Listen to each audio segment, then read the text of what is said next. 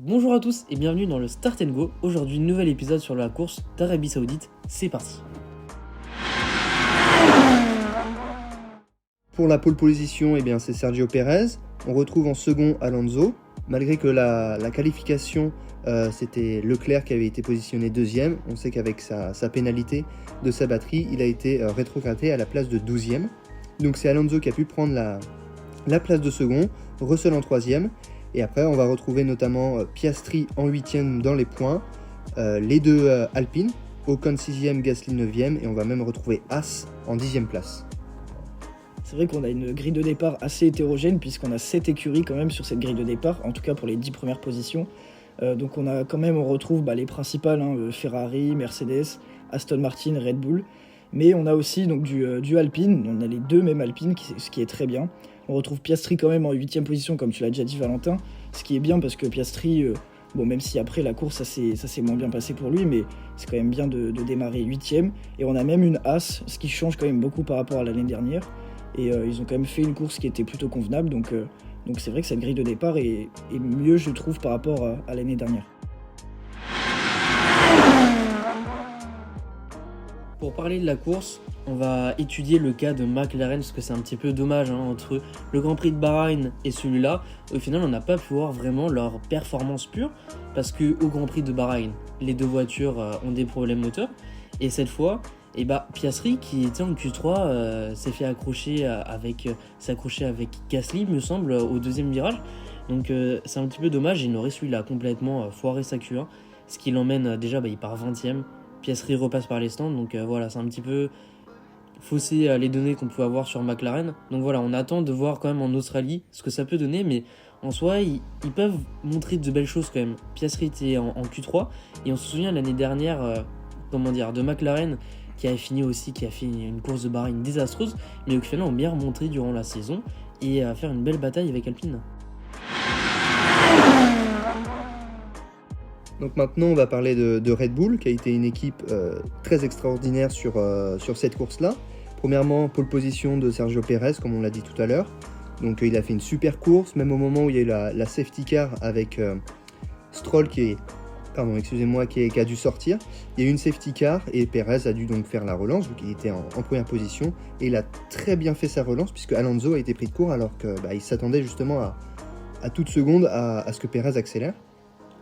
Et pour Verstappen, commencé 15e et il a fait une remontada, et je dis bien une remontada puisque ça a été très extraordinaire quand même de sa part, où il est arrivé jusqu'à 2e et même la bataille entre Verstappen et Pérez s'est passée jusqu'à la dernière seconde, le dernier tour de ce Grand Prix, notamment avec le tour le plus rapide, où normalement c'était Pérez qui devait l'avoir et Verstappen en a décidé autrement. Ouais, c'est vrai, c'est une remontada vraiment très intéressante de Verstappen, mais on a vu que c'est quand même calmé comparé aux années précédentes, parce qu'il n'a pas fait, on dit, un dive bomb dès le premier virage. On a vu qu'il s'est calmé, parce qu'il y a 3-4 ans, ce qu'il aurait fait, c'est qu'il aurait fait un giga freinage au premier virage pour doubler à 3-4 voitures d'un coup. Là, c'était pas le cas, il s'est posé, il est remonté tout doucement, comme ça, pour arriver deuxième. Mais bon, on a vu quand même que Red Bull avantage Verstappen, parce que, rappelons-le, dans la radio, ils ont dit à Pérez de ralentir son rythme pour préserver la boîte de vitesse, le moteur, tout ça. Et Pérez, lui, il a demandé, oui, d'ailleurs, il fait quoi Verstappen, lui, il ralentit aussi, alors que Verstappen était en train d'améliorer. Donc ça montre bien qu'ils ont essayé de manipuler les résultats pour que Verstappen finisse premier. Voilà, c'est pas arrivé. Pérez, du coup, il a accéléré, ce qui était pas plus mal. Il finit quand même avec 5 secondes d'avance sur Verstappen, ce qui est pas trop mal. Et pour Verstappen, lui, il peut être sacré champion du monde dans son Grand Prix natal en Hollande. C'est-à-dire que là, ils ont tellement d'avance Red Bull qu'ils peuvent même faire le 1, 2 et 3 au championnat pilote, ce qui pourrait être incroyable. Et Verstappen avoir son titre pilote chez lui à la maison, ce qui pourrait être magnifique. Pour parler de Ferrari maintenant, ils ont fait une plutôt bonne course, même si c'est pas trop ce à quoi on avait l'habitude avec eux. Ils ont fait 6 et 7. C'est vrai qu'ils ont eu après pas beaucoup de chance parce qu'on a eu une safety car et ils avaient changé, ils étaient passés au stand juste avant la safety car. Ce qui fait qu'ils n'ont pas eu de chance. Au final, la safety car, ça n'a pas été une opportunité pour eux de prendre de l'avance, puisque de toute façon, même après, ils n'ont pas réussi à rattraper les Mercedes. Donc c'est vrai qu'ils sont sûrement un peu déçus, mais ça reste quand même pas trop mal. C'est vrai qu'après, ça va être compliqué pour garder la deuxième place du classement. Ouais, c'est vrai, c'est un petit peu dommage pour Ferrari, parce qu'on les attendait pas trop à ce niveau-là. Là, on constate sur ce Grand Prix que c'est quand même la 4e force du plateau. Donc voilà, l'année dernière, ils étaient 2e, et bon, là, Mercedes et Aston Martin, ça a l'air un petit peu plus rapide. Même si en qualif, on voit quand même que Leclerc fait P2, ce qui est quand même pas rien, hein. Il est quand même 2e en Q3. Mais en course, par contre, ça se passe très mal. La dégradation des pneus, la gestion des pneus, ils n'y arrivent pas chez Ferrari. Fred Vasseur l'a dit. Avec les pneus, on n'arrive pas à les faire fonctionner. Et c'est un petit peu ce qu'ils vont devoir travailler ces prochaines semaines pour essayer de remonter un petit peu dans le classement. Alors maintenant, on va un petit peu parler de notre équipe française, avec Ocon et Gasly. Notamment Ocon, il commence 7ème, il finit 8ème, et Gasly commence 10ème, il me semble, et il finit 9ème. Ce qui reste donc une course à peu près constante, c'est-à-dire qu'ils ont gagné une place pour Gasly, il a perdu une place avec Ocon. Ça reste quand même constant, et puis on garde quand même Alpine dans les points. Donc ça reste une belle course, malgré que, comme tu disais tout à l'heure, Paul, Gasly avait un petit problème au début. Oui, c'est vrai qu'il y a eu un petit accrochage avec Piastri, mais bon, ça n'a pas causé énormément de problèmes. Mais surtout, Gasly et Ocon, ils ont eu une petite bataille, voilà les deux. Donc c'était plutôt intéressant à voir. Et puis aussi à noter Magnussen, hein, qui finit 10ème avec une as dans les points. Une belle bataille avec Tsunoda. Qui a duré vachement longtemps, et Tsunoda avait quand même super bien défendu son point, sa 10ème place. Et il avait quand même bataillé jusqu'à un moment où Magnussen arrive à le doubler et puis à prendre la place. Ouais, c'est ça, c'est dans les derniers tours que Magnussen il a doublé Tsunoda. Bon voilà, c'est un peu dommage pour lui. On a vu d'ailleurs Tsunoda crier à la radio, voilà, c'est un peu surpris.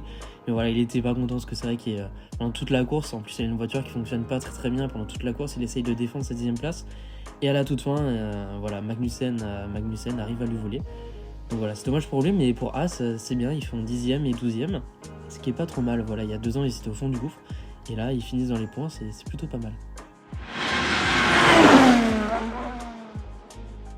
Pour finir, on va se pencher un peu sur les rookies de cette saison. Donc on a Piastri, Sargent et De Vries qui se retrouvent quand même en fond de grille. C'est vrai que Piastri, on s'attendait à mieux sur cette course parce qu'il avait quand même fait 8ème au qualif, comme on a déjà dit précédemment.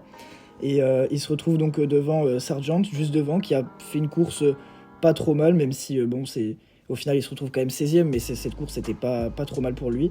Et puis De Vries qui se retrouve malgré tout derrière Tsunoda. Tsunoda, moi je pense qu'il a fait quand même une course qui n'était pas trop mauvaise, mais c'est vrai que du coup De Vries se retrouve juste devant Piastri. Et c'est vrai que du coup on assiste vraiment pour le coup à une bataille entre rookies, ce qui est intéressant quand même. Ouais, c'est vrai que De Vries, on l'attendait un petit peu devant Tsunoda pour vraiment les rênes de AlphaTauri, mais c'est pas le cas pour l'instant. On a Tsunoda sur les 2 courses qui reste devant De Vries. Donc c'est intéressant après à voir, c'est aussi le moment d'adaptation à la voiture. Donc à voir sur les prochaines courses si ça reste comme ça ou non. Oui, voilà, les 3 rookies ont globalement fait une course correcte. Après, il faut aussi se rappeler que Sargent avait commencé 20ème, il finit 16. Et il a quand même fait des belles batailles avec une Williams qui est aujourd'hui un peu meilleure que les années précédentes. Donc il fait 16, ça reste une bonne place, il a fait une très belle course, pardon. Donc ça reste quand même un bon Grand Prix pour Sargent, malgré que du coup il a descendu un petit peu de place après sa bataille. De Vries, comme vous l'avez très bien dit, derrière Tsunoda, là on attendait plus ou moins à côté de Tsunoda. Bon, 14, pour un rookie ça reste quand même aussi correct. Et puis Piastri, on l'a plutôt vu en fait à la fin, hormis bien sûr les qualifs, à la fin où il a pu doubler Norris, puis juste après Sargent s'est finir 15ème. Et puis donc ça reste une course quand même correcte pour les 3 rookies, malgré que normalement il pourrait devenir meilleur dans la saison, je pense notamment à Sargent. Et puis après on a les 2 DNF, Stroll, on en a parlé tout à l'heure, avec du coup son problème moteur, où il a dû justement sortir de piste, où il y a eu la safety car.